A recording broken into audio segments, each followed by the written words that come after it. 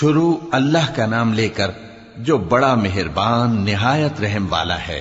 لوگوں کا حساب اعمال کا وقت نزدیک آ پہنچا ہے اور وہ غفلت میں پڑے اس سے منہ پھیر رہے ہیں۔ ان کے پاس کوئی نئی نصیحت ان کے پروردگار کی طرف سے نہیں آتی مگر وہ اسے کھیلتے ہوئے سنتے ہیں۔ ان کے دل غفلت میں پڑے ہوئے ہیں اور ظالم لوگ آپس میں چپکے باتیں کرتے ہیں کہ یہ شخص کچھ بھی نہیں مگر تمہارے جیسا آدمی ہے، تو تم آنکھوں دیکھے جادو کی لپیٹ میں کیوں آتے ہو؟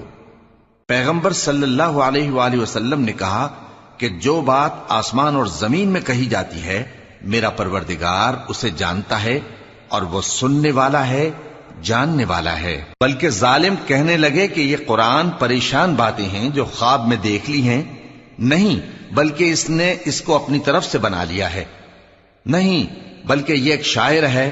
تو جیسے پہلے پیغمبر نشانیاں دے کر